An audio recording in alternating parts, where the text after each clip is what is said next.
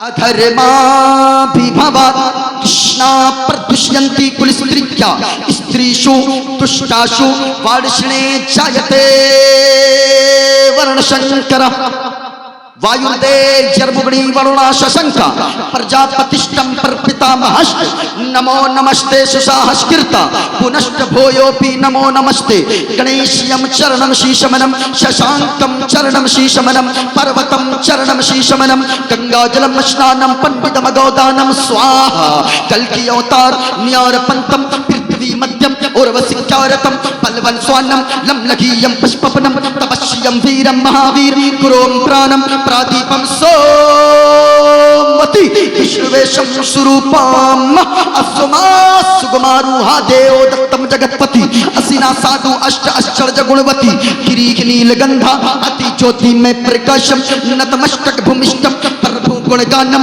नाम पुरीता लीड गच्छतीन पराक्रम पवित्रम गंगा स्नानम अति पवित्रम पवित्रम पवित्रम। और एक पंडित है लोगो हैदराबाद का रहने वाला गए नाम गए पंडित सोमनाथ वर्मा। वो पंडित जब चलता गए कुछ और बोलता गए लेकिन जब जबान खोलता गए तो फिर मुस्तफा मुस्तफा बोलता है। और वो पंडित कहता गए लोगों सुनो सुनो मुस्तफा का पैगाम क्या गए मुस्तफा के पैगाम को जमाने वालों के सामने आम करता गए। और वो पंडित कहता गए लोगों शरणय गुरु निमगा सुखे सागर अत्याचार मगा शुभ सागर चरणन गे गुरु नाम उजागर कृपा करोगे शुभ नाम सुख सागर गुरु हर कृपा मनोगर पावे अत्याचार मगा सुख पावे। और जय गुरु नामे नामे कर जय पे जय गुरु नामे नामे कर जय पे बिना मुहम्मद पार न होए बे। अब जरा सुनना लोगों मैं आपके सामने खुलासा बयान कर दूं जो मैंने मंत्र पढ़ा है। एक किताब है भागवत गीता मैंने इसका भी एक मंत्र पढ़ा है। मेरे पास एक किताब है रामायण जो हिंदू भाइयों के यहाँ बहुत मोतबर किताब मानी जाती है। मैंने रामायण का भी एक चौपाई मैंने पढ़ी है। इंशाअल्लाह मैं बयान करूंगा और मैं ये साबित करूंगा कि सबसे अच्छा मजहब मजहब इस्लाम है। और मैं ये साबित करूंगा कि पूरी दुनिया में मानवता का अगर पैगाम कोई मजहब देता है वो कोई और मजहब तो हो लेकिन सबसे ज्यादा अगर मानवता का पैगाम देता है तो वो मजहब इस्लाम दिया करता है। इंशाअल्लाह मैं ये बताऊंगा जो लोग कहते गए आज टीवी पर बैठकर मीडिया वाले चीखते गए और चिल्लाते गए और कहते गए देखो मुसलमान ऐसा होता है देखो मुसलमान ऐसा होता है। आज टीवी में बैठकर कुछ लोग हर वक्त फूट डालना चाहते गए लेकिन हम तो जलसों से पैगाम देते गए। चांद तारे गगन की जीनत है फूल कांटे पवन की जीनत है। हिंदू मुस्लिम को इस वतन में साथ रहने दो ये हमारे वतन की जीनत है। हम तो ऐसे स्टेजों से पैगाम देते गए लेकिन कुछ लोग फाड़ने की बात करते गए कुछ लोग तोड़ने की बात करते गए और ये मीडिया वाले दिखाते गए देखो इस्लाम ऐसा है। मैं कहना चाहूंगा आपसे पूछना चाहूंगा क्या आपने किसी मुसलमान को वैसा देखा है जो टीवी मीडिया वाले बताते गए जो लोग कहते गए कि IS ने ऐसा कर दिया या उसने फला जगह खून बहा दिया। अल्लाह की कसम हमारा मजहब IS वालों को देखने की इजाजत नहीं देता। हमारा मजहब किसी टेररिस्ट और आतंकवादी को देखने की इजाजत नहीं देता। हमारा मजहब तो मानवता का सम्मान सिखाता है। हमारा मजहब तो इंसानियत का पैगाम सिखाता है। हमारा मजहब सिखाता है कि अगर रास्ते में तुम चलो तो अगर एक कांटा भी नजर आए एक छोटा सा पत्थर नजर आए उस पत्थर को इस नीयत से हटा दो कि इस पे कोई भी अल्लाह की मखलूक चलेगी कोई भी इंसान चलेगा चाहे वो हिंदू चलने वाला हो चाहे वो मुसलमान हो चाहे वो ईसाई हो चाहे वो यहूदी हो कोई भी चलने वाला चलेगा कहीं उसको ठोकर लगकर तकलीफ न हो जाए। इस नीयत से अगर तुम पत्थर को रास्ते से हटा दोगे हमारा इस्लाम कहता है अल्लाह तुम्हें सदका करने का सवाब अता फरमा देगा। ये मजहब इस्लाम सिखाता है। लेकिन आज जैसे टीवी वाले दिखाते हैं, हमारा इस्लाम ऐसा नहीं है। हमारा इस्लाम मानवता का पैगाम देता है। लेकिन हम ये कहते हैं हुजूर से बड़ा अक्लमंद दुनिया में कोई नहीं है। ये हमारा दावा है और हम साबित करेंगे कि आज पूरी दुनिया जो बौखलाई हुई है, लोग कहते हैं कि आज इस्लाम को मिटा देंगे, कुरान को मिटा देंगे। मैं किसी और की बात नहीं करता। जो लोग ये बोली बोलते हैं इस्लाम को मिटा देंगे, कुरान को मिटा देंगे, अल्लाह की कसम कहता हूँ इस्लाम न कल मिटा था, न आज मिटा है, न कभी इस्लाम मिटने वाला है। इसलिए कि आज आप देखें मजहब इस्लाम सबसे अच्छा मजहब, सबसे अच्छी किताब कुरान मजीद है। यही वजह है आज अमेरिका इस्लाम के पीछे पड़ा है, आज बरतानिया इस्लाम और कुरान के पीछे है, आज यूरोप इस्लाम और कुरान के पीछे है, आज इंग्लैंड इस्लाम और कुरान के पीछे है। पूरी दुनिया इस्लाम और कुरान के पीछे है। लेकिन मेरा मजहब इस्लाम और हमारा कुरान सबसे आगे नजर आता है। इसलिए कल अगर दिन में 1000 लोग कलमा पढ़ते थे, आज रोजाना लाखों लोग पूरी दुनिया में कलमा पढ़कर मजहब इस्लाम को अपना रहे हैं, इस्लाम के दामन में आ रहे हैं। इसलिए तो मैं कहता हूँ आज जितनी पूरी दुनिया के लोग इस्लाम और कुरान के पीछे पड़े गए, हमारा इस्लाम और कुरान सबसे आगे है। हम तो कहते हैं सहरा में, जंगलों में, बयाबान में पढ़ो, मीनार गिर पड़े तो मैदान में पढ़ो। और ये बेखबर नुजूमी तुम्हें क्या बताएंगे कल होने वाला क्या है, कुरान में पढ़ो। हम तो ये पैगाम देते गए जमाने वालों को, लेकिन जमाने वाले चीखते गए, जमाने वाले चिल्लाते गए। मैं कहना चाहूंगा कभी आपने सोचा है हमारे छोटे छोटे बच्चों को भी आप टटोल कर देखो, मुसलमान किसी चीज के नाम पर नहीं भड़कता है। मुसलमान लोग कहते हैं मुसलमान भड़क जाता है। अल्लाह की कसम कहता हूँ हमारे मजमे में से 8 साल के बच्चे को उठाकर कोई पूछे ये बताओ तुम्हें मैं गाली दूंगा तू भड़क जाएगा? वो कहेगा हमारा 8-10 साल का बच्चा भी हमें गालियां देना है दे लो, हमारी माँ को गालियां देना है दे लो, हमारे बाप को गालियां देना है दे दो, हम बर्दाश्त कर सकते हैं। लेकिन अगर मुस्तफा की शान में तूने अदना सी गुस्ताखी की फिर हमें बर्दाश्त नहीं होगा, क्योंकि हम तो जीते हैं मदीने वाले मुस्तफा के लिए, और मौत भी आएगी तो मदीने वाले मुस्तफा के नाम पर मौत आएगी। इस वजह से हमारा आला हजरत ने हमें बताया है कि जमीनो जमा तुम्हारे लिए, मकीनो मकां तुम्हारे लिए, चुनीनो चुना तुम्हारे लिए, बने तो जहां तुम्हारे लिए, दहन में ज़बां तुम्हारे लिए, बदन में है जान तुम्हारे लिए। और या रसूल अल्लाह हम आए यहाँ तुम्हारे लिए, उठे भी वहां तुम्हारे लिए। हम तो इस तरह की जिंदगी जीते गए और हम तो इस तरह जिंदगी गुजारना चाहते गए। याद रखना हमने क्या कहा, दुनिया में सबसे बड़े अक्लमंद का नाम जनाबे मोहम्मदुर रसूलुल्लाह सल्लल्लाहु अलैहि वसल्लम है। ये मेरा दावा है और मैं ये ऑन रिकॉर्ड बोलता हूँ। आप कहेंगे आपके पास कोई दलील है तो जरा गौर से देखिएगा। मेरे पास जो मैं आपको बताना चाहूंगा, सबसे बड़े अक्लमंद का नाम जनाबे मोहम्मदुर रसूलुल्लाह है। एक किताब का नाम अल्लामा दहलान ज़ैनी, किताब का नाम सीरतुन नबविय्या। उस किताब में नक्ल फरमाते हैं इन्नल्लाह तआला लम युअति जमीअन नास मिन बदइ दुनिया इला इंक़िज़ाइहा मिनल अक़्ल फी जंबे अक़्लिही सल्लल्लाहु अलैहि वसल्लम का हब्बते रमली मिन बैने रमाली दुनिया। अल्लाह अल्लाह, जरा सुनिएगा।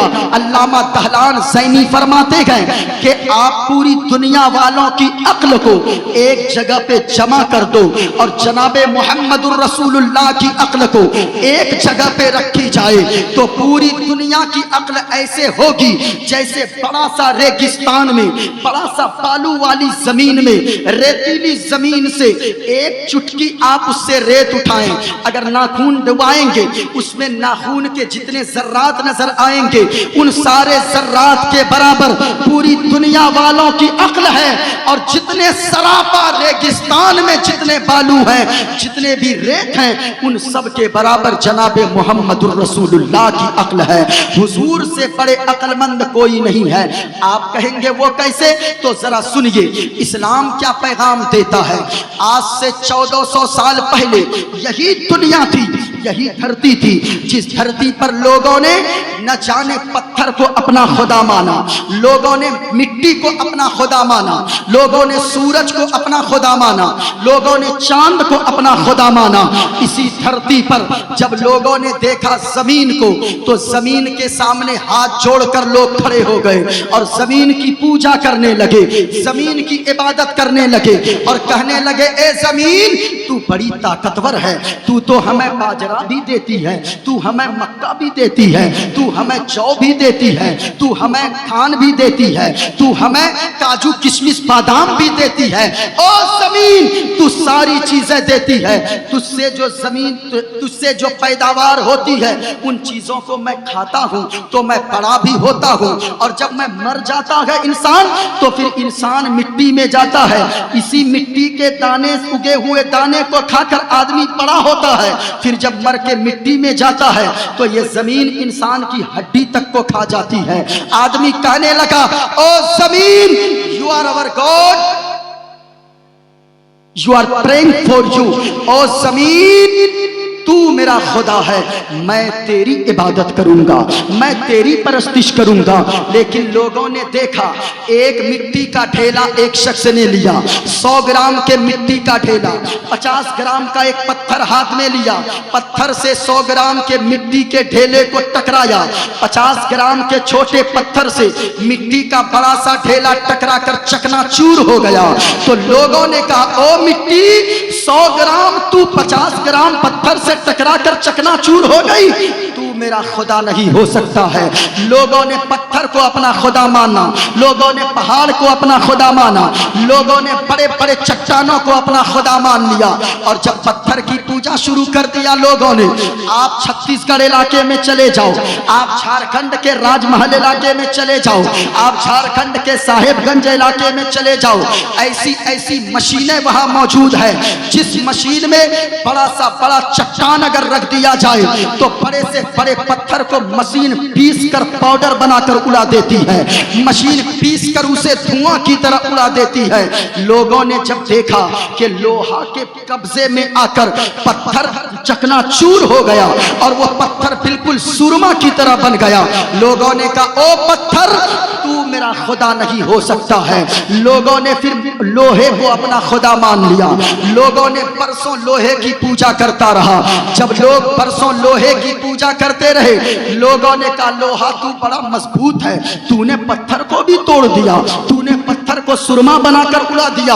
अब लोगों ने लोहे की पूजा करना शुरू किया, लोगों ने लोहे की इबादत किया बहुत दिनों तक। अचानक लोगों ने देखा कि एक आग जल रही है, उसमें लोहे के रड को डाला, सरिया को डाला, 2 घंटे के बाद 1 घंटा के बाद लोहा इतना पक गया कि उसे पीट पीट कर लोहार ने एक हाथ के लोहे को 2 हाथ का बना दिया। अब कहा कि ओ लोहा तू मेरा खुदा नहीं हो सकता है, बल्कि तू तो आग में जाकर पिघल गया।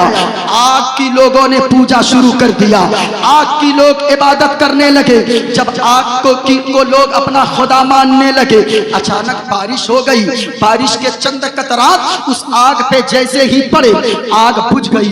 अब लोगों ने देखा कि पानी को लोग खुदा मानने लगे, नदी तालाब की पूजा करने लगे, गंगा और जमुना की लोग पूजा करने लगे, पानी को लोगों ने अपना खुदा मान लिया। जब साइंस और तरक्की करने लगी, साइंसदानों ने और ज्यादा मेहनत किया, साइंसदानों ने और ज्यादा जब मेहनत करके आगे बढ़ने की कोशिश किया, तो साइंसदानों ने तहकीक ये किया, गौर से सुनिए, तहकीक ये किया कि ये जो पानी है कैसे बारिश कैसे होती है।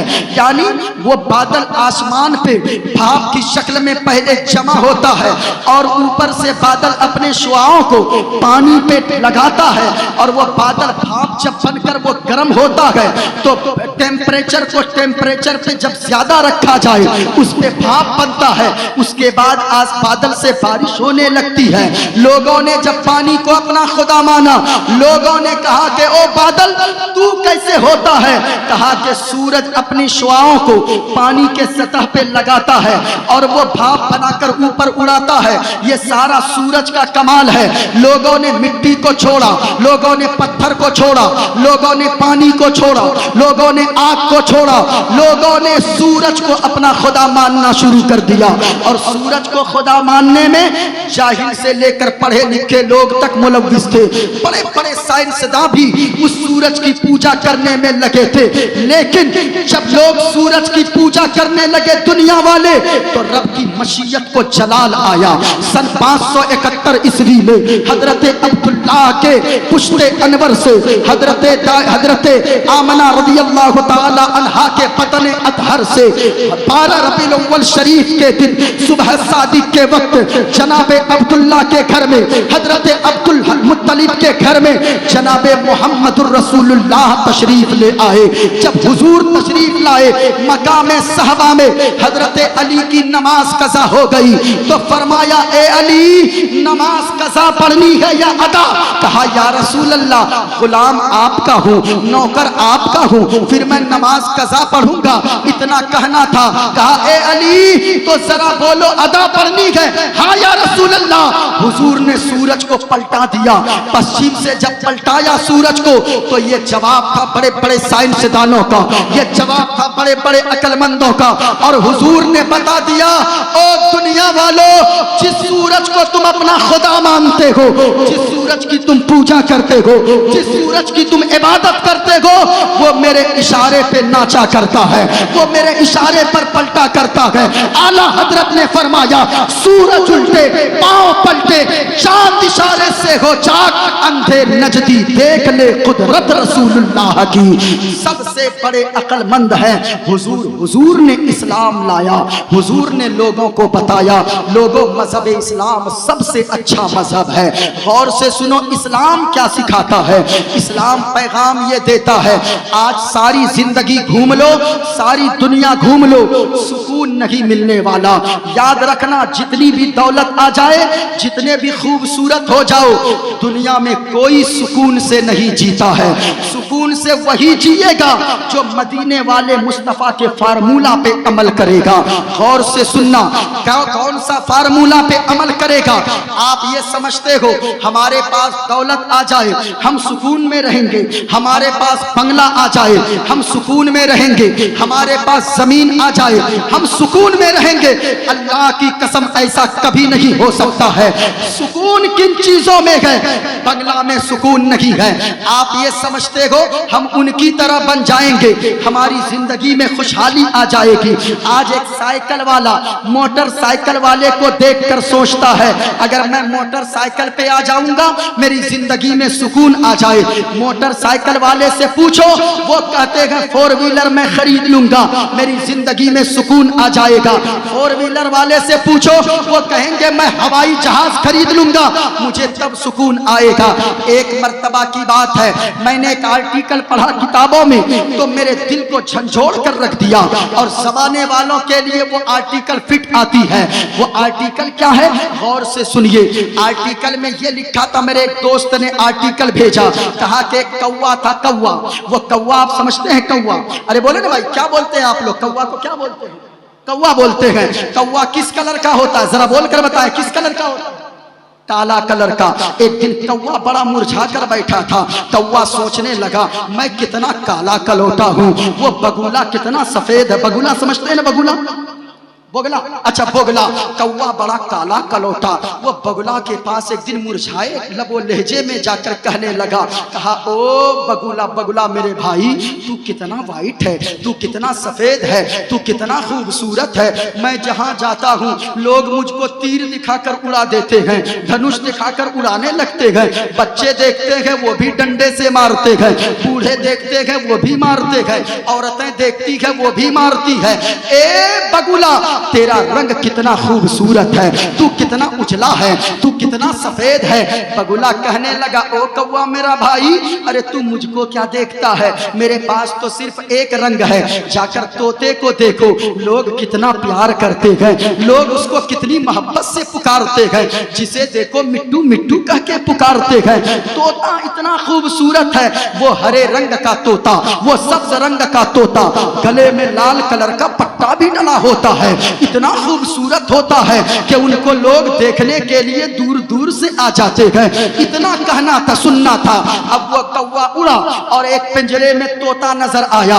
उस तोते के पास, पैरोट के पास वो कौवा गया, कहने लगा, तोता मेरा भाई कितना खूबसूरत है तू, हरा रंग का, क्या मिठास तेरे आवाज में है। मैं काए काए करता हूँ, लोग मेरी आवाज सुनना नहीं चाहते, लोग तेरी आवाज सुनने को तरसते हैं। तू कितना खूबसूरत है, ओ तोता कितना खूबसूरत है तू, गले में लाल कलर का पट्टा भी डला है, हरा कलर तेरा जिस्म है, वो तेरे चोंच लाल लाल रंग के, कितना अच्छा तू लगता है। वो तोता कहने लगा, ओ कौवा मेरा भाई, अरे मुझको तू क्या देखता है, मेरे पास तो सिर्फ दो रंग है, एक सब्ज रंग है, हरा रंग है, और एक गले में इसका लाल सा पट्टा डला है। लेकिन अगर खूबसूरती देखनी है, मोर के पास जाकर देखो, मोर को देखोगे तुम्हें समझ में आएगा, उसके हर पंख में अलग अलग डिजाइन बना हुआ है। ये कौवा कहा, कहाँ मोर मिलेगा, कहा फला चिड़िया घर कोलकाता चले जाओ। अब वो कौवा जाकर मोर के पास पहुंचा, कहने लगा, ओ मोर मेरा भाई कितना खूबसूरत है तू, तेरा कलर इतना अच्छा है, लोग मालदा से तुझे देखने आते हैं, लोग बर्दवान से तुझे देखने आते हैं, लोग फरक्का से तुझे देखने आते हैं, उत्तर दिनाजपुर, दक्षिण दिनाजपुर, झारखंड से लोग तुम्हें देखने आते हैं, तू कितना खूबसूरत है मोर मेरा भाई। मोर कहने लगा, अरे तुम मेरी खूबसूरती को तो देख रहे हो, लेकिन मुझसे अच्छी जिंदगी तुम्हारी है। कहा, वो कैसे? कहा कि अगरचे तू काला कलौटा सही, मैं अगरचे खूबसूरत हूँ, लेकिन ये खूबसूरती का क्या फायदा, इसी खूबसूरती की वजह से लोगों ने पकड़ के मुझे कैद में डाल दिया है, लोगों ने पकड़ के मुझे बंद कमरे में रखा है, एक जाली में बंद करके रखा है। मुझसे खूबसूरत तेरी जिंदगी है, मुझसे खूबसूरत और अच्छी तेरी जिंदगी है कौवा। अरे काला है तो क्या हो गया, कम से कम जहां चाहता है उड़ के तो चला जाता है, जिस टहनी पे, डाली पे, दरख्त पे चाहता है उस दरख्त पे जाकर बैठ जाता है। मुझसे खूबसूरत तेरी जिंदगी है। यही हालत इंसानों की हो गई है जो जिंदगी में सुकून नहीं है। एक साइकिल वाला मोटरसाइकिल वाले को देखता है, सोचता है बड़े सुकून में मोटरसाइकिल वाला है, वो मोटर वाला सोचता है कि ये फोर व्हीलर वाला बड़े सुकून में है। कभी जाकर पूछो फोर व्हीलर वाले से, कभी मकान वाले से पूछो, कभी ज्यादा पैसे वालों से पूछो, उसको इस टेंशन में नींद नहीं आती है कि हमारा पास अगर पैसा कम हो गया तो फिर हम हमारे बच्चों का क्या होगा, हमारी बीवी का क्या होगा, हमारे बेटे का क्या होगा, हमारी माँ का क्या होगा, हमारी बहन का क्या होगा। हमने गुजरात में एक ऐसे शख्स को देखा जिनके घर में मेरा इंतजाम था, अहमदाबाद में इतना बड़ा मालदार शख्स है जिनकी चार फैक्ट्रियां हैं सरिया बनाने वाली, रड बनाने वाली फैक्ट्रियां हैं, लोहे को पिघला कर। लेकिन आप जानते हो, जब मैं बैठा, हजरत हलचल सिवानी साहब की बिला जब बैठा, सामने में गुजराती थाली लाकर रखा, गुजराती थाली बहुत मशहूर खाना है, सामने सजा दिया। हमने कहा आप भी आइए, कहा मुफ्ती साहब आप खाना शुरू करें। हमने कहा वो क्यों, कहा मेरा खाना बाद में आएगा, डॉक्टर ने मुझे एहतियात करने को कहा है, और डॉक्टर ने कहा है अगर तुम्हें ज्यादा दिन जिंदा रहना है तो फिर ऐसा वैसा खाना खाओगे, मसालादार खाना खाओगे तो तुम ज्यादा दिन तक जिंदा नहीं रह पाओगे। जब उनका बेटा टिफिन लेकर आया तो सिर्फ दाल और सूखी सी रोटी पड़ी थी, उसी सूखी रोटी को दाल में भिगोते जाता था, मुंह में डालता जाता था। मैं अपनी किस्मत पे नाज करने लगा, आप भी अपनी किस्मत पे नाज करो। या अल्लाह हमें तूने गरीब तो बनाया है, कम से कम उनकी तरफ बीमार तो नहीं बनाया है, कम से कम उसकी तरफ परेशान हाल तो नहीं रखा है। अल्लाह का शुक्र अदा करो, जिंदगी में खुशहाली आ जाएगी। चार चक्के वाला हवाई जहाज वाले को न देखे, मुस्तफा फरमाते हैं अगर जिंदगी में सुकून चाहिए कभी भी अपने से ऊपर वाले को मत देखा करो, जब भी देखो अपने से नीचे वालों को देखा करो। ऊपर वालों को देखोगे तेरी जिंदगी में इस्तराब पैदा हो जाएगा, तुम टेंशन में चले जाओगे और ये कहोगे या अल्लाह उसको इतना मिल गया हमें कुछ नहीं मिला। याद रखना, अगर देखना देखना चाहते हो, ऊपर वालों को देखोगे टेंशन में चले जाओगे, अपने से नीचे वालों को देखो। एक बाइक वाला फोर व्हीलर वाले को न देखे बल्कि साइकिल वाले को देखे, अल्लाह का शुक्र अदा करे और कहे मेरे मौला कम से कम साइकिल वाले से तो तूने मुझको बेहतर बनाया है। एक साइकिल वाला पैदल चलने वाले को देखे, अल्लाह का शुक्र अदा करे मेरे मौला कम से कम इससे बेहतर तो तूने मुझको रखा है, इसके पास तो साइकिल तक नहीं है, मुझे तूने साइकिल अता फरमाया है।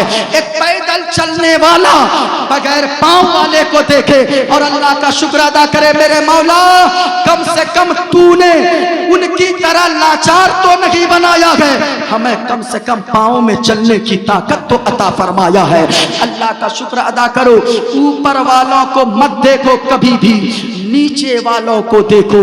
अगर नीचे वालों को देखोगे जिंदगी में इनकलाब आ जाएगा, जिंदगी में सुकून की दौलत नसीब हो जाएगी। और गौर से सुनो, अगर जिंदगी में सुकून चाहिए, जिंदगी में सुकून आर्टिफिशियल चीजों में अल्लाह ने नहीं रखा है। अल्लाह ने अगर सुकून रखा है आर्टिफिशियल चीजों में नहीं बल्कि कुदरती चीजों में अल्लाह ने सुकून रखा है। याद रखिएगा, आपको अगर प्यास लग जाए आप क्या करते हो? पानी जब तक आप नहीं पिएंगे, आप मान लें प्यास लग जाए, आप प्यास लगने पे अगर आप कोल्ड ड्रिंक पी लो, आप स्प्राइट पी लो, आप थम्स अप पी लो, आप कोका कोला पी लो, आप मिरिंडा पी लो, आप माजा पी लो, आप जो भी चीजें लोगों ने बनाई है उस चीज को आप पी लो, आपकी प्यास नहीं बुझने वाली है। अगर प्यास बुझानी है ठंडा पीने के बाद भी पानी की जरूरत पड़ती है, तब जाकर प्यास की शिद्दत से सुकून हासिल होता है। यानी पता क्या चला, लोगों की बनाई हुई दुनियावी चीजों में सुकून मत तलाश करो, कुदरती चीजों में सुकून तलाश करो। अल्लाह ताला तुम्हारे अंदर सुकून की दौलत अता फरमा देगा। मकान वाला झोपड़ी वाले को देखे, झोपड़ी वाला फुटपाथ वाले को देखे, जाओ दिल्ली की सड़कों पे फुटपाथ पे जाकर देखो, कोलकाता के फुटपाथ पर जाकर देखो, तुम्हें अगर वो मिट्टी का भी घर अल्लाह ने अता फरमाया है, वहां जाकर देखोगे अल्लाह का शुक्र अदा करोगे। कितने मजदूर ऐसे हैं जो मजदूर फुटपाथ पे जाकर सोकर रात गुजार देते हैं। अल्लाह की बारगाह से अगर सुकून हासिल करना है, एक नुस्खा पे पहले अमल करो। जब भी देखो ऊपर वालों को मत देखो, अपने से नीचे वालों को देखो, अल्लाह सुकून की दौलत अता फरमा देगा। जरा हाथों को उठाकर बताएं, दुनियावी चीजों में अगर देखना है तो किसको देखेंगे? ऊंचा बोले किसको देखेंगे? माँ बहनों, मैं तुमसे भी कहना चाहूंगा, तुम किसी औरत की बनारसी साड़ी को देखकर अपने शौहर को ताना मत दिया करो। तुम बेटियों कौम की सुनो, तुम अपने बाप को गुर्बत के ताने मत दिया करो। तुम अपने बाप को ये मत कहो कि मेरा बाबा जहां से भी लाकर हो भला तो देता है, तुम नहीं देते हो। अगर तुम कहोगी अपने बाप को, तेरे बाप का दिल टूट जाएगा। तुझे क्या पता है तेरा शौहर माँ बहनों वो कलकत्ता में, दिल्ली में, मुंबई में जाकर कैसे जिंदगी गुजारता है। हमने देखा है 20-20 ईंट अपने कांधे पर पीठ पर लेकर, वो 20-20 ईंट लेकर वो 10 मंजिला मकान पे चढ़ जाता है। वो तेरा शौहर होता है कमाने वाला, 8 घंटा जब मजदूरी करने जाता है। इनसे पूछना कि मजदूरी करने वालों को तकलीफ कितनी हुआ करती है। तुम ये समझती हो तेरा शौहर काम नहीं करता, तेरा शौहर दिल्ली में जिस दिन तू अपने शौहर को काम करते हुए देख लेगी, अल्लाह की कसम कभी बेजा फरमाइश अपने शौहर से न करेगी, अपने स्वामी से कभी बेजा फरमाइश न करेगी। इसलिए माँ बहनों, बेजा फरमाइश मत करो। दूसरों के सलवार सूट को देखकर, दूसरों की बनारसी साड़ी को देखकर, दूसरों के कंगन पाजेब को देखकर, दूसरों के हीरे जवाहरात और जेवरात को देखकर तुम अपने शौहर को ताने मत दो, बल्कि तेरा शौहर अगर अमीर हो अल्लाह का शुक्र अदा करो, अगर गरीब हो सब्र कर लो। मदीने वाले मुस्तफा फरमाते गए जो औरत अपने शौहर की गुर्बत में सब्र कर लेगी और नमाज की पाबंदी करते रहेगी, अल्लाह का शुक्र अदा करती रहेगी, ऐसी औरत को अल्लाह बगैर हिसाबो किताब के जन्नत अता फरमा देगा। सोच कर देखना माँ बहनों, तुम फरमाइशें करती हो। ओ कौम की बेटियों सुनो, मैं आपसे भी कहना चाहूंगा, नौजवानों आप 1000 रुपए गुटखा खाकर थूक देते हो, पान खाकर थूक देते हो, चाय पी लेते हो, दिन भर में 100 रुपए की दर देखो मेरी तरफ और आप गुफ्तगू मुलाहजा करो। अब जो बात मैं आपको बताने वाला हूँ माँ बहनों, मैं आपसे भी कहना चाहूंगा, जब किसी की बेटी को तो देखती है तू सोचती है तेरा बाबा तेरे लिए कुछ नहीं करता, माँ बहनों तू सोचती है तेरा शौहर कुछ नहीं करता, तेरा घर का मालिक कुछ नहीं करता। नहीं नहीं, वो तो दिल्ली में फुटपाथ पे सो लेता है।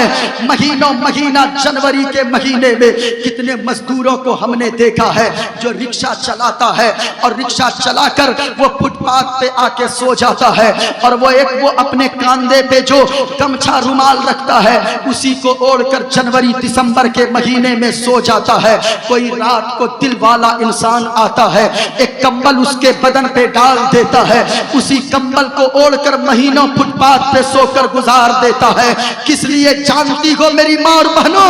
सिर्फ इसलिए ये तेरा शौहर वो फुटपाथ पे सो जाता है, 100 रुपए दिन भर में नहीं खाता है होटल में, वो पैसे बचा कर रखता है इसलिए कि ये पैसे बचाकर तुझे पैसे देगा, तुझे ये घर में रानी बनाकर रखना चाहता है। और ओ कौम की बेटियों, तेरा बाप तुझे शहजादी बनाकर रखना चाहता है, लेकिन बाप को गुर्बत के ताने मत दो। अभी हजरत कुछ दिनों पहले पूना की सरजमीन में एक 7 साल की बच्ची, ईद के दिन 7 साल की एक रिक्शा चलाने वाले की मजदूर की बेटी फांसी लगाकर आत्महत्या कर ली। मैं कहना चाहूंगा ऐसा क्यों कि जानते हो, उस रिक्शा चलाने वाले की 7 साल की बेटी जिसको अभी अक्ल भी सही से नहीं आई है, उसने ईद के दिन फांसी के फंदे से लटक कर जान दे दी। किस लिए जानते हो? वो रिक्शा चलाने वाला, वो रिक्शा गरीबों की मदद करो, सुनोगे कलेजा मुंह को आ जाएगा। आप अपना खाकर सो जाते हो, कभी देखते हो कि पड़ोसी आपका भूखा तो नहीं सो रहा है। कभी आपने देखा है कि आपके पड़ोस में अपनी बेटी की शादी में लाखों रुपए खर्च करते हो, तुम्हारे घर के बगल में पड़ोस में कोई गरीब की बेटी अपने हाथ में पीले कलर को देखने के लिए जवानी गुजार रही है, बुढ़ापे की दहलीज पे दस्तक दे रही है। क्या आपने नहीं सोचा, मत करो 30 लाख रुपए खर्चे, मत करो 30 लाख रुपए बेटी की शादी में खर्चे, 1 लाख में शादी करवा लो, सिंपल शादी कर लो। मदीने वाले मुस्तफा फरमाते गए सबसे अच्छा निकाह, सबसे अच्छी शादी वो है जो शादी जितने सिंपल तरीके से की जाए वो शादी उतनी अच्छी है। याद रखो, 1 लाख खर्च करो अपनी बेटी की शादी में, 2 लाख बचा लो, किसी मोहल्ले में रहने वाले गरीब की बेटी के हाथ पीले करवा दो, उनकी बेटी की शादी करवा दो। अल्लाह की कसम कहता हूँ, वो गरीब की बेटी अपने ससुराल में जाकर मुस्कुराएगी, आपको अल्लाह आपके घर में सुकून की दौलत अता फरमा देगा, आपको अल्लाह चैन की दौलत अता फरमा देगा। लेकिन साहिबों, मजदूर की कद्र नहीं है अपने यहाँ। आज क्या करते हैं लोग, मजदूर की मजदूरी भी लोग रख लिया करते हैं। मजदूर तो छोड़े भाई साहब, इमाम साहब की भी तनख्वाह कई जगह पे लोग रख लेते हैं। मैं कहना चाहूंगा, इन इमामों पे जुल्म मत करो, इन मौलवियों पे जुल्म मत करो, आलिमों पे जुल्म मत किया करो। अल्लाह के यहाँ पाई पाई का हिसाब देना होगा, एक एक चीज का हिसाब देना होगा। सुने, एक एक चीज का हिसाब गौर से सुने, ऐसी गुफ्तगू बार बार नहीं होती है। आप दिल में जगह दें मेरी गुफ्तगू को। अभी हजरत कौम ने इमाम के साथ क्या किया। हमारे यहाँ कटिहार में एक ऐसा हाफिज कुरान जिनको 300 पारे जिनके सीने में महफूज है, वो हाफिज कुरान, अभी रमजान में मैं मदीना शरीफ में था, खबर गई कि वो हाफिज कुरान सुबह सवेरे यानी फजर की नमाज पढ़ाने के लिए सहरी खाकर घर से निकल रहा था और मस्जिद जाने के लिए बाइक से बड़ी सी गाड़ी आई और उस इमाम साहब को टक्कर मार दी। उस इमाम साहब का उसी जगह इंतकाल हो गया। इमाम साहब उसी जगह पे दम तोड़ दिए, उनका विसाल हो गया, मौत हो गई। लेकिन मैं कहना चाहूंगा उस इमाम साहब की 4 बच्चियां हैं, उस इमाम साहब की 4 छोटी छोटी बेटियां हैं। किसी मुक्तदी का दिल नहीं पिघला कि कोई मुक्तदी आगे बढ़ता और कहता, ओ लोगों, गांव वालों, इमाम साहब हमारी मस्जिद में इमामत करते थे, ये इस दुनिया से चले गए, उनकी बच्चियों की देखभाल करना किसी की जिम्मेदारी नहीं होगी, उनकी बच्चियों की देखभाल करना हमारी जिम्मेदारी होगी, हम गांव वालों की जिम्मेदारी होगी। कोई आगे नहीं बढ़ा। मजदूर की मजदूरी हुजूर फरमाते गए, पसीना सूखने से पहले दे दिया करो, पसीना सूखने से पहले पहले अदा कर दिया करो, वरना अल्लाह के यहाँ हिसाब देना होगा, एक एक पाई का हिसाब देना होगा, एक एक जर्रे का हिसाब देना होगा। और से सुनना, मजदूर अगर मजदूरी करता है, आप क्या करते हो, मान लें आपके 410 रुपए मजदूरी है, अगर 3 दिन कोई मजदूर काम किया, कितने हो गए, 3 दिन में 410 रुपए के हिसाब से कितने हो गए, 1230 रुपए हुए। लेकिन आप क्या करते हो, हमारा ये नौजवान, हमारा ये पैसे वाला सरमायादार, ये हमारी कौम के मालदार लोग, ये साहिबे सरवत पैसे वाले, ये मजदूर को 1200 रुपए दे देते हैं और 30 रुपए के लिए कहते हैं बाद में लेकर चले जाना। वो 4 दिन दौड़ता है, 5वें दिन आना छोड़ देता है। आप कहते हो अगर वो ज्यादा जिद करे, आप कहते अरे 30 रुपए लेकर मैं भाग जाऊंगा। मैं कहता हूं आपकी नजर में 30 रुपए कुछ नहीं है, लेकिन अल्लाह की कसम पूछो उस पुणे में रहने वाले रिक्शा चलाने वाले को जिसकी बेटी 30 रुपए न होने की वजह से ईद के दिन फांसी के फंदे से लटक कर जान दे दी है, आत्महत्या कर ली है, खुदकुशी कर ली है। ऐसा क्यों गए, कभी सोचा गए वो रिक्शा चलाने वाला पुणे की सरजमीन पे वो दिन दिन रात रात रिक्शा चलाकर पैसे बचा कर वो रिक्शा चलाने वाला वो पैसे जमा कर करके ईद के दिन से पहले अपनी बेटी के लिए एक फ्रॉक खरीद कर लाता है, एक कुर्ता खरीद कर लाता है, कपड़ा खरीद कर लाकर अपनी बेटी को पहनाता है। बेटी ईद के दिन पहनती है, 7 साल की उसकी बेटी बाजार की तरफ चौराहे पे निकलती है, रोड पे निकलती है, अमीरों की बेटी कहती है ए देखो गरीब की बेटी आ रही है, रिक्शा चलाने वाले की बेटी कहती है ओ अमीर की बेटियों सुनो, तुम क्या समझते हो, ये देखो मेरे बाप ने भी नया कपड़ा हमको ला कर दिया है। और सुनो अमीर की बेटियों, अगर तेरे बाप को अल्लाह ने मालदार बनाया है तो मेरे बाप को अल्लाह ने दिलदार बनाया है, मेरे बाप ने भी मुझे नया कपड़ा ला कर दिया है। इतना सुनना था। अमीर की बेटियां कहती गए ओ गरीब की बेटी और रिक्शा चलाने वाले की बेटी, अरे सुन तेरे बाप ने कपड़े तो दिया है, क्या हाथ में कांच की चूड़ियां भी दिया है। जब इतना सुनना था कहने लगती गए ओ अमीर की बेटियों ताने मत दे, तू जानती गए मेरा बाप कहता गए कि ओ मेरी बेटी मैं तुझसे इतनी मोहब्बत करता हूँ, अगर तू कहे तो मैं आसमान से चांद तारे तेरे कदमों पे लाकर डाल दूंगा। मेरा बाप जब चांद तारे लाकर दे सकता है, मेरा बाप 30 रुपए की कांच की चूड़ियां नहीं दे सकता। रुक अभी मैं घर जाकर लेकर आती हूँ। अल्लाह अकबर। वो गरीब की बेटी जाती है, रोने लगती है बाबा अमीरों की बेटियों ने हमें ताने दिया है, हमें कांच की चूड़ियां चाहिए। बाप ने जेब में हाथ डालकर टटोला, 1 रुपए भी नहीं निकला। बाप कहने लगा बेटी आज माफ कर दे मेरी गुड़िया, कल तेरा बाप ओवर टाइम रिक्शा चलाएगा, रात को दिन, दिन को रात करके रिक्शा चलाएगा, लेकिन तेरे लिए कांच की चूड़ियां लेकर आए आएगा। समझाया बहुत, कहा बाबा आप कहाँ चांद तारों की बात करते हो, कांच की चूड़ियां लाकर नहीं दे सकते हो। इतना सुनना था। वो गरीब की बेटी, मजदूर की बेटी रोने लगी। बाप ने समझाया, किसी तरह ईदगाह की तरफ बाप निकला।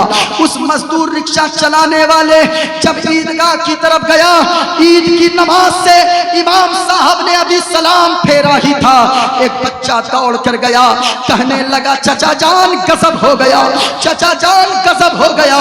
कहा क्या हुआ भतीजे?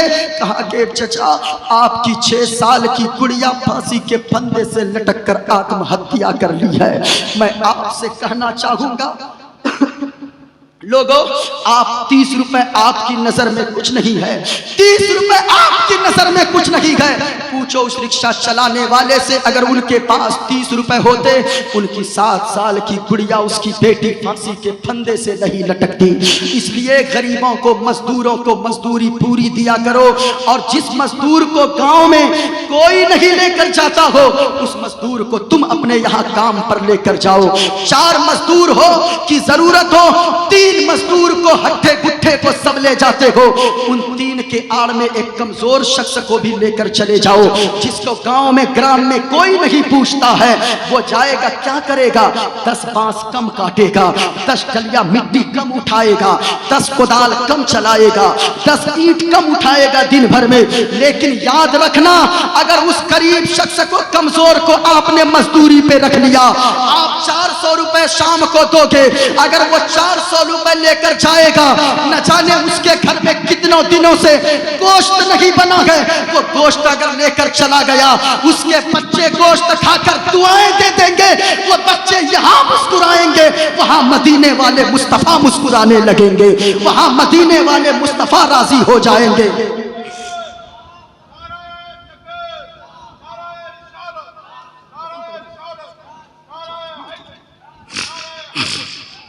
इसलिए याद रखो, कभी भी मजदूरों की मजदूरी मत मारा करो। और ये चलन बहुत ज्यादा चली हुई है। वो फला ठेकेदार साहब वहां लेकर गए, 1 महीना खटाया, 1 महीना खटवाने के बाद बगैर पैसा के घर भेज दिया। यहाँ हुजूर फरमाते, हम कैसे मुसलमान हैं? या हुजूर क्या फरमा रहे हैं? पसीना सूखने से पहले मजदूर की मजदूरी दे दिया करो, काम करवाने वाले को उसकी उजरत दे दिया करो। कभी सोचा है आपने गरीबों की मदद करो? आपको अल्लाह ने मालदार बनाया है। सुनो, सुकून तभी मिलेगा, पड़ोसी सुकून से सोएगा, अल्लाह आपकी जिंदगी में सुकून अता फरमा देगा। मोहल्ले में अगर एक इंसान भूखा रह गया, एक शख्स की बेटी अगर कवारी रह गई, तो याद रखिएगा सारे लोग जिम्मेदार होंगे। कभी ऐसा नहीं हो सकता आज मस्जिद के लिए जलसा करवाते हो, मदरसा बनाने के लिए जलसा करवाते हो, मस्जिद बनाने के लिए जलसा करवाते हो, हर तंजीम बनी है, कोई तंजीम ऐसी भी तो बने, कोई कमेटी ऐसी भी तो बने, कुछ नौजवान ऐसे भी तो रहे कि सुनो साल भर हम कमाएंगे, उनमें इतना पैसा कुछ परसेंटेज निकाल कर, इतना परसेंट निकाल कर रख देंगे और साल भर में इतने लाख हो जाएंगे, उनसे हम मोहल्ले के गरीब बाप की बेटी की शादी करवा देंगे। अगर उनकी बेटी की शादी हो गई, अल्लाह की कसम पूरे गांव में खुशहाली अल्लाह डाल देगा, आपकी जिंदगी में भी अल्लाह सुकून अता फरमा देगा। इसलिए खबरदार खबरदार, मजदूरों को मजदूरी फुल दिया करो। जिसे कोई नहीं पूछता है आप उसे लेकर चले जाओ, आप उसको पूछो हम और आप क्या है, मदीने वाले मुस्तफा हैं। आज तो लोग गरीबों से बात करना पसंद नहीं करते हैं। हुजूर की जिंदगी का कभी मुताला तो करो। मक्का की सरजमीन है, हुजूर बाहर धूप में, एक गुड़िया आ गई, खड़ी हो गई एक औरत, जिसको मक्के वाले पागल कहते थे। ये औरत पागल है, बकती रहती है। एक दिन अचानक हुजूर को बुलाती है, या रसूल अल्लाह कुछ फरियाद लेकर आई हूँ। हुजूर चले गए। वो चिलचिलाती गर्मी गर्मी है, सख्त धूप है, जून जुलाई का महीना, बहुत गर्मी, सख्त धूप में हुजूर खड़े हैं। हजरत उमर आ गए, सिद्दीक अकबर आ गए, या रसूल अल्लाह ये औरत तो पागल है, इसकी कौन सुनता है मदीने में, इससे कौन बात करता है, या रसूल अल्लाह ये पागल औरत है। हुजूर ने फरमाया, ओ सहाबियों, इसकी मक्के में तो कोई नहीं सुनता है, अगर मैं मैं भी ना सुनूं तो फिर दर्द दिल ये बयान करने किसके पास जाएगी। कभी सोच कर तो देखो, मदीने वाले मुस्तफ़ा की सुन्नत को अपना लो, मदीने वाले मुस्तफ़ा की सीरत को अपनी जिंदगी में शामिल कर लो। अल्लाह की कसम जिंदगी में इनकलाब आ जाएगा। सुनो, मदीने वाले मुस्तफ़ा ने फरमाया है, अगर सुकून चाहते हो तो दूसरों के घर में सुकून डालने वाला बन जाओ, अल्लाह तेरी जिंदगी में सुकून डाल देगा। दूसरों के बच्चों को देखकर हसद मत करो, जलन मत करो, दूसरों की बर्बादी मत चाहो, उनके लिए दुआ करो, मेरे मौला तू जब उसको दे सकता है मुझे तू क्यों नहीं दे सकता है, मैं भी तो तेरा बंदा हूं। ये कह के दुआ मांगो। मैंने क्या कहा, अगर सुकून चाहते हो अपने से ऊपर वालों को मत देखो, हमेशा नीचे वालों को देखो। अगर नीचे वालों को देखोगे तो अल्लाह दिल में सुकून की दौलत अता फरमा देगा। साइकिल वाला पैदल चलने वाले को शेख सादी के ताल्लुक से आपने सुना नहीं, हजरत शेख सादी रहमतुल्लाह अलैह दमिश्क में जा रहे थे, जामा मस्जिद के करीब पहुंचे न तो देखा एक ऐसा राजा है जो घोड़े पे सवार है, कीमती लिबास पहनकर है, सर पे अमामा सजाकर है, पगड़ी लगाकर है। हजरत शेख सादी कहने लगे, या अल्लाह ये तेरा नाम तक नहीं लेता, तूने इसको इतनी दौलत दे दिया, ये राजा बन के बैठा है और मेरे मौला मैं तेरे दीन के रास्ते में चल रहा हूँ, लेकिन हालत ये मेरे पाँव में चप्पल तक नहीं है। तो जब इतनी शिकायत आई दिल में, आगे बढ़े, मस्जिद के दरवाजे पर पहुंचे, देखा एक ऐसा शख्स है जिनके दोनों पांव कटे हुए हैं। इतना जब देखा, अंदर मस्जिद में जाकर सजदे में गिर गया और रो रो कर दुआ करने लगा, मेरे मौला कम से कम तूने उन दोनों पांव कटे शख्स से तो मुझको बेहतर बनाया है, मेरे पांव में चप्पल तो नहीं है, कम से कम उससे तो मुझे बेहतर पांव वाला तो मुझे बनाया है। लोगों, अपने से ऊपर वालों को मत देखा करो, ऊपर वालों को देखोगे टेंशन में आ जाओगे, नीचे वालों को देखोगे तो अल्लाह जिंदगी में सुकून की दौलत अता फरमा देगा। इस वजह से सुनो, ये पहली बात। दूसरी बात, मैंने कहा वक्त भी हो चुका है, मैं दर्द दिल बयान कर रहा था। जब लोग कम हो, मैं चाहता हूं कुछ दर्द दिल, कुछ बातें ऐसी लोगों को दे दूं ताकि कम से कम ऐसा इस नुस्खे पे आप अमल करके देखो। अल्लाह की कसम याद रखना, अल्लाह के नबी ने क्या फरमाया है, हुजूर फरमाते हैं, अल्लाह ने जितना तुमको दिया है उसी पे राजी हो जाओ, उसी पे राजी हो जाओ, सबसे बड़ा मालदार तुम बन जाओगे।